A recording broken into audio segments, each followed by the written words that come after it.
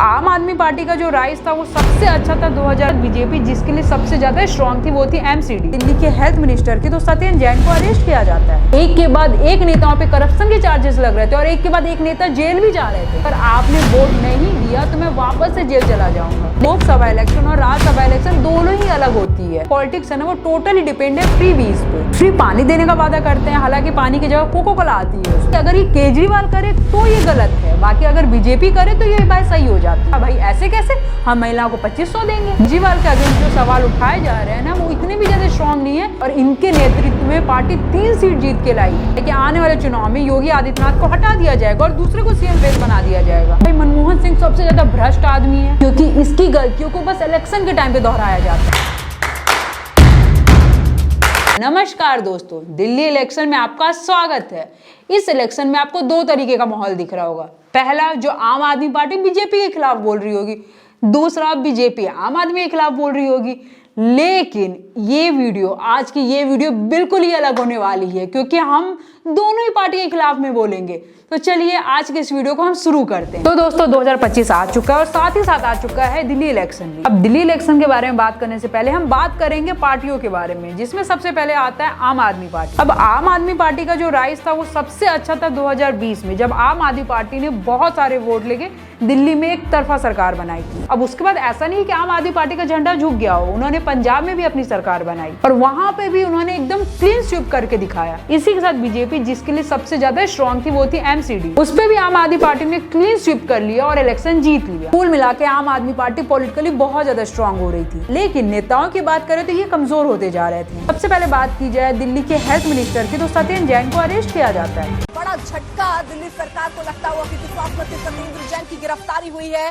केजरीवाल सरकार में मंत्री सत्येंद्र जैन के खिलाफ आपको बता दें 2017 में एफआईआर दर्ज हुई थी। उसके बाद आता है 26 फरवरी 2023 का समय, जब दिल्ली के एजुकेशनल मिनिस्टर मनीष सिसोदिया को भी जेल भेज दिया जाता है। दिल्ली शराब घोटाले में सीबीआई ने मनीष सिसोदिया को गिरफ्तार कर लिया है। फिर आता है मार्च 21 2024 का समय, जिसमें केजरीवाल को भी, मतलब दिल्ली के मुख्यमंत्री को भी जेल में भेज दिया जाता है।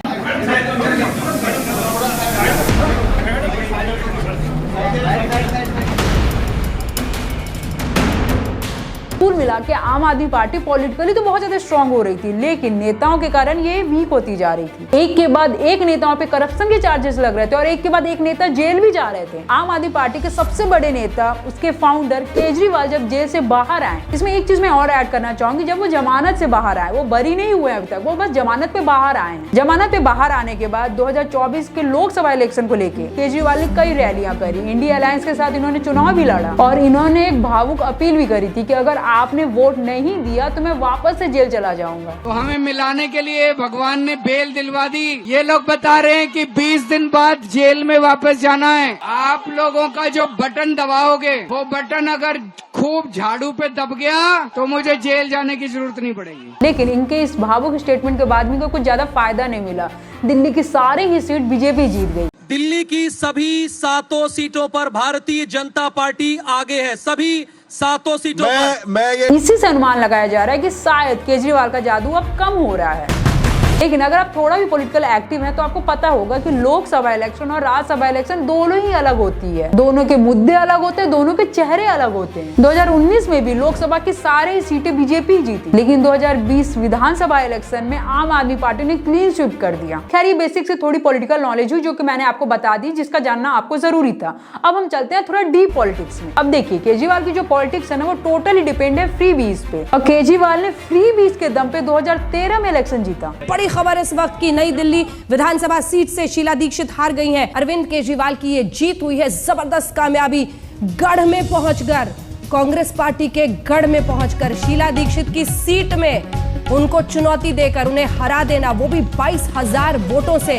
दोबारा चुनाव हुए उसमें भी जीता, फिर 2019 में भी जीता। कुल मिला के केजरीवाल जो पॉलिटिक्स करते हैं वो फ्री बीज की पॉलिटिक्स करते हैं। केजरीवाल आपका रिलीफ में राहत देता जा रहा है, कभी बिजली फ्री कर देता है, कभी पानी फ्री कर देता है। इसके ऊपर नरेंद्र मोदी जी कई बार बोल चुके हैं कि ये रेवड़ी वाली राजनीति करते हैं। रेवड़ी कल्चर वालों को लगता है कि जनता जनार्दन को मुफ्त की रेवड़ी बांटकर उन्हें खरीद लेंगे। अब केजरीवाल की पॉलिटिक्स को फ्री बीज की पॉलिटिक्स क्यों कहा जाता है, अब थोड़ा हम इसको समझते हैं। तो भैया जो केजरीवाल जी है ना, वो 200 यूनिट फ्री बिजली देते हैं, फ्री पानी देने का वादा करते हैं, हालांकि पानी की जगह कोको कोला आती है उसमें। ओए होए, अरे हे राम, ये क्या, ये तो हद हो गई। अरे रे रे, बंद कर दे, बस हो गई। मुझे तो विश्वास ही नहीं हो रहा। ये बेटा देखो, ये कोका कोला, ज्यादा बेटा, ये दिल्ली सरकार की कोका कोला सीधे नल से भेजने की स्कीम है, दिवाली पे लोगों को भेंट। ये देखो आप आर्मी ऑफिसर है, आप आर्मी ऑफिसर रहे हैं, आप आर्मी ऑफिसर थे जी, आर्मी में थे। महिलाओं के लिए इन्होंने बसों को फ्री कर दिया है, और इसके अलावा भी कई सारी चीजें हैं जो ये फ्री में दे रहे हैं। कुल मिला के ये करते हैं फ्री बीज की पॉलिटिक्स, जो कि बिल्कुल ही गलत है। हाँ, बस अंतर इतना सा कि अगर ये केजरीवाल करे तो ये गलत है, बाकी अगर बीजेपी करे तो ये बात सही हो जाती है। अब केजरीवाल जी ने बोला कि भाई हम महिलाओं को 2100 देंगे, तो बीजेपी ने कहा भाई ऐसे कैसे, हम महिलाओं को 2500 देंगे। दिल्ली की महिलाओं को 2500 रुपए प्रति माह देने का संकल्प भारतीय जनता पार्टी लेती है। मध्य प्रदेश का इलेक्शन, महाराष्ट्र का इलेक्शन, ये लोग सीधे सीधे महिलाओं के अकाउंट में पैसे डालने के बाद जीते हैं। लेकिन हाँ, फ्री बीज की पॉलिटिक्स तो सिर्फ केजरीवाल जी करते हैं। प्यारी दीदी, लाडली बहन और गवार टैक्स पेयर। देखिएगा, ये 2025 चल रहा है, अगर आपको अभी भी समझ में नहीं आ रहा है कि जितना भी पैसा है वो आपके ही पॉकेट से जा रहा है, तो आप गवार हैं। मेरे भाई, अगर आप मिडिल क्लास से आते हैं ना, तो बजट में आपके लिए कुछ भी नहीं होता है, और अगर आप अपर क्लास से आते हो तो भाई आप टैक्स पे करो, क्योंकि भाई प्यारी दीदी स्कीम को भी तो लॉन्च करना है ना। खैर, ये वो बात हो गई जो केजरीवाल के ऊपर चल रही थी। अब हम चलते हैं थोड़ा बीजेपी के ऊपर। नो डाउट इस पर दिख तो रहा है कि बीजेपी चुनाव लड़ रही है, लेकिन मुझे बीजेपी के संगठन का कुछ भी समझ में नहीं आ रहा है। इस लाइक आप केजरीवाल को उनके नेताओं के साथ जरूर देखेंगे, लेकिन बीजेपी के साथ आपको ऐसा कुछ नहीं दिखेगा। केजरीवाल के अगेंस्ट जो सवाल उठाए जा रहे हैं ना, वो इतने भी ज्यादा स्ट्रॉन्ग नहीं है जितने ज्यादा गलत केजरीवाल वाकई में है। इस लाइक यमुना की सफाई, बिहारियों को मोबिलाइज करना, ये बीजेपी आज तक नहीं कर पाई। मनोज तिवारी जैसे व्यक्ति, मतलब इतने बड़े व्यक्ति, मतलब मैं क्या ही कहूँ, इतने बड़े व्यक्तियों को पार्टी का अध्यक्ष बनाया, और इनके नेतृत्व में पार्टी 3 सीट जीत के लाई। मतलब आप कुल मिलाकर समझ सकते हैं कि बिहारियों को कितना अच्छा मोबिलाइज कर लिया इन लोगों ने। दूसरी बात रही झुग्गी वासियों की, तो केजरीवाल जब से सत्ता में आए हैं तब से उन पे फोकस किए हुए हैं, लेकिन आपको आज याद आ रही है कि हमें भी भाई झुग्गी वासियों पे फोकस करना चाहिए। तीसरे नंबर पे जो सबसे ज्यादा बेनिफिट ले सकती है बीजेपी, वो ये है कि इस बार कांग्रेस भी उतरी है चुनाव में। तो बीजेपी अगर फुल ताकत से चुनाव लड़ती है तो इस दोनों ही पार्टी के राइवलरी का फायदा ये पार्टी उठा सकती है। देखिए, मैं पॉलिटिकल एडवाइजर तो हूँ नहीं, लेकिन इतना देख के जरूर समझ में आ रहा है कि तीनों ही पार्टी अपनी ही मस्ती में चुनाव लड़ रही हैं। मतलब किसी का भी फोकस टैक्स पेयर पे नहीं है, किसी का भी फोकस यमुना पे नहीं है, किसी का भी फोकस पॉल्यूशन पे नहीं है। और हाँ, पॉल्यूशन से याद आया कि इस बारे में दोनों ही पार्टी के बारे में बात होनी चाहिए। अभी जो प्रणाली जनाने वाली बात है, जो हर साल ठंड में उठती है, केजरीवाल जी इस पे एकदम चुप हो गए, और बीजेपी भी इस पे कुछ खुल के बोल नहीं रही। पूरे हिंदुस्तान को पता है कि पंजाब में पराली जलाने की वजह से दिल्ली में पॉल्यूशन होता है, लेकिन उसके बाद भी दोनों ही पार्टियां इस पे चुप हैं, क्योंकि पंजाब में तो आम आदमी पार्टी की सरकार है, तो वो तो कुछ बोलेंगे नहीं। बीजेपी भगवान जाने कौन से उम्मीद में कि आने वाले टाइम पे उनकी सरकार बन जाएगी, इसलिए वो कुछ नहीं बोल रहे हैं। तो कुल मिला के साफ दिख रहा है कि इस बार के इलेक्शन में कुछ भी बहुत इंपॉर्टेंट मुद्दा नहीं है जिसपे बात की जाए। अब देखिए, आम आदमी में एक चीज अच्छी है कि उन्होंने केजरीवाल को ही एक फेस बना रखा है कि वही सीएम बनेंगे, लेकिन बीजेपी में अभी तक ऐसा कुछ भी नहीं हुआ है। हालांकि केजरीवाल जी इतने ज्यादा इंटेलिजेंट है कि इनको पता है कि बीजेपी किसको सीएम बनाएगी। सूत्रों से पता चला है कि उस मीटिंग में भारतीय जनता पार्टी ने शायद निर्णय लिया है कि रमेश बिधूरी जी भारतीय जनता पार्टी के सीएम उम्मीदवार होंगे। ऐसा बताया जा रहा है सूत्रों के मुताबिक कि 1-2 दिन में औपचारिक रूप से रमेश बिधूरी जी के नाम का ऐलान कर दिया जाएगा। मैं तहे दिल से रमेश बिधूरी जी को बधाई देना चाहता हूं भारतीय जनता पार्टी के सीएम उम्मीदवार बनने के लिए। देखिए, मैं दिल से चाहती हूँ कि मैं इस व्यक्ति का रोष ना करूं, लेकिन इनकी पूरी पार्टी जेन्युइनली नौटंकी से कम नहीं है। मतलब केजरीवाल कौन से पॉलिटिक्स में जी रहे हैं, मुझे ये नहीं समझ में आता। तो अभी ये व्यक्ति कहता है कि आने वाले चुनाव में योगी आदित्यनाथ को हटा दिया जाएगा और दूसरे को सीएम फेस बना दिया जाएगा। अगला किसका नंबर है? योगी आदित्यनाथ। अगर ये चुनाव जीत गए, मेरे से लिखवा लो, 2 महीने के अंदर उत्तर प्रदेश का मुख्यमंत्री बदल देंगे। योगी आदित्यनाथ की राजनीति खत्म करेंगे, उनको भी निपटा। 2025 चल रहा है और मेरे ख्याल से अभी तक तो वो हटे नहीं है। अब बीजेपी के अंदर क्या चल रहा है ना, ये सारी जानकारी केजरीवाल जी को है, लेकिन खुद की पार्टी में क्या चल रहा है इस चीज की कोई भी जानकारी इनको नहीं है। मतलब जब ये व्यक्ति जेल में गया था तो हर दूसरा व्यक्ति ये क्लेम कर रहा था कि भाई वो सीएम बनेगा, लेकिन बन गया ऐसा व्यक्ति जिसके बारे में इनको खुद नहीं पता होगा। ये दूसरे पार्टी के नेताओं को बता रहे हैं कि भाई इनके दिमाग में क्या चल रहा है, ये क्या कह रहे हैं, ये क्या सोच रहे हैं, लेकिन इनके खुद के पार्टी के मंत्री किस स्कैम में जेल में जा रहे हैं इनको ये चीज नहीं पता। गिरफ्तार किया गया। अगर उनके मामले में 1% की भी सच्चाई होती तो मैं खुद ही कब का उनके खिलाफ सख्त एक्शन ले चुका होता। इन्होंने हमारे कई एमएलएज पे कई झूठे केस किए, सारे कोर्ट से छूट के वापस आ गए। अंत में तो सच्चाई की जीत होती है। मतलब सोचिए, आपको सुनकर खुद हंसी आएगी कि ये दावा करते थे कि भाई ये मोदी को खाड़ के फेंक देंगे, लेकिन हुआ क्या, जितने भी लोग मोदी के खिलाफ लड़ रहे थे वो एक हो गए फिर अलग हो गए। मतलब ये इंडिया अलायंस जो छाती ठोक के कहती थी कि भाई हम बीजेपी को हटा देंगे, यही इंडिया अलायंस आज आपस में ही लड़ रही है। आम आदमी पार्टी की ये ऑफिशियल स्टेटमेंट है कि भाई कांग्रेस को इंडिया अलायंस से हटा देना चाहिए। Breaking news, and this concerns the Delhi unit of the Congress party. Now, sources close to the Delhi unit have suggested to CNN News 18 that leaders have told the party high command that they are 100% sure that there is no alliance that can be possible with the Aam Aadmi Party. Now remember, Arvind Kejriwal had sought audience of Rahul Gandhi and also... मतलब seriously इनको खुद समझ में नहीं आती कि क्या value है। एक बार अमित शाह ने बताई थी ना इनकी वैल्यू। ये 5 राज्यों के चुनाव का हवाला देकर कहते हैं कि परिणामों से भारतीय जनता पार्टी डर गई और आप पार्टी से डर गई। उत्तर प्रदेश में आप पार्टी 349 सीटों पर चुनाव लड़ी, सभी पर जमानत जब्त। उत्तराखंड में 70 सीटों पर चुनाव लड़ी, 68 सीटों पर जमानत जब्त।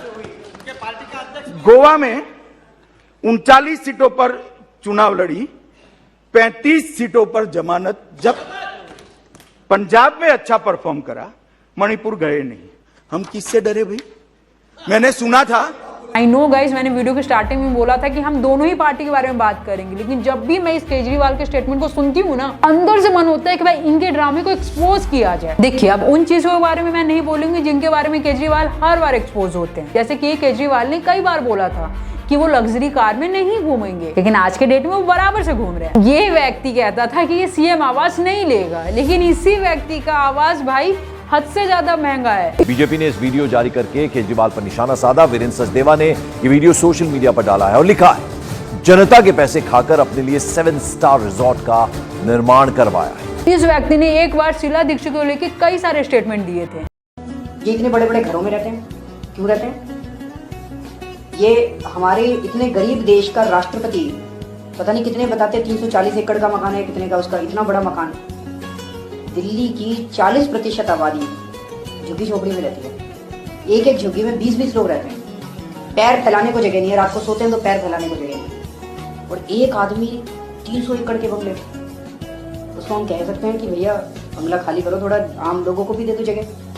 तो इस पार्टी से जो नेता जीत के आएंगे, जो लोग जीत के आएंगे, वो बड़े बंगले नहीं लेंगे। इनका कहना था कि भाई राष्ट्रपति के घर में इतने सारे कमरे क्यों होते हैं? शीला दीक्षित के घर की बिजली 10-10 एसी लगे हुए शीला दीक्षित के घर पे, उसकी बिजली का बिल कौन देता है? हम देते हैं उसकी बिजली का बिल। हम देते हैं शीला दीक्षित के घर के बिजली का बिल। उनके मंत्रियों के बिजली के बिल कौन देता है?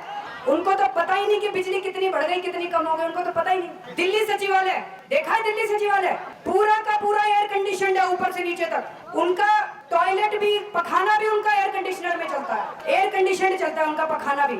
उनका पूरा का पूरा टॉयलेट भी एयर कंडीशनर है। उस पूरे के पूरे दिल्ली सचिवालय का बिजली का बिल कौन देता है? हम देते हैं, हमको चूसते हैं। बाद में इसी व्यक्ति का स्टेटमेंट सुनिए। तो केजरीवाल ही था ना जो कहता था कि भाई मनमोहन सिंह सबसे ज्यादा भ्रष्ट आदमी है। अंग्रेजों ने हमारे ऊपर 200 साल राज किया था।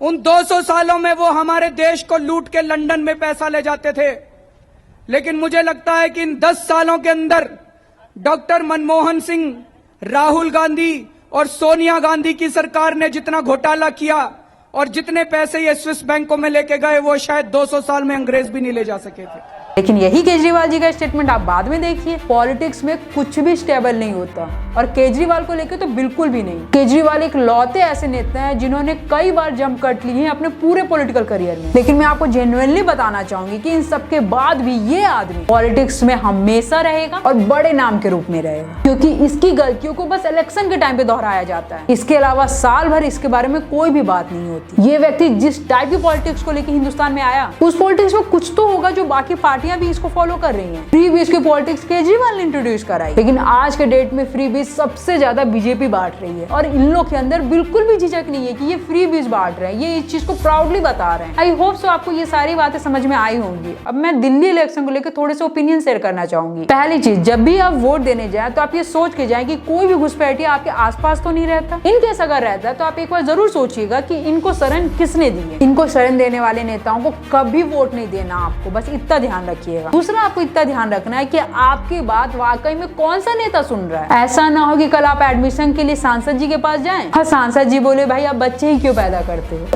बच्चे पैदा क्यों करे फिर? बच्चे पैदा क्यों करे फिर? सर आपके हाथ में है, बच्चे का भविष्य सर आपसे फीस भी ज्यादा ली जा रही है। स्कूल तो चलवा ले पहले। हाँ सर, बच्चे पैदा क्यों करे फिर? कुल मिला के आप वोट उसी आदमी को दे जो आपके साथ खड़ा हो। और लोकतंत्र में विपक्ष भी जरूरी है। विपक्ष नहीं रहेगा तो लोकतंत्र भी नहीं रहेगा। बाकी आपको ये वीडियो कैसी लगी होगी ये कमेंट करके जरूर बताइएगा। मिलते हैं नेक्स्ट वीडियो में। जय श्री महाकाल।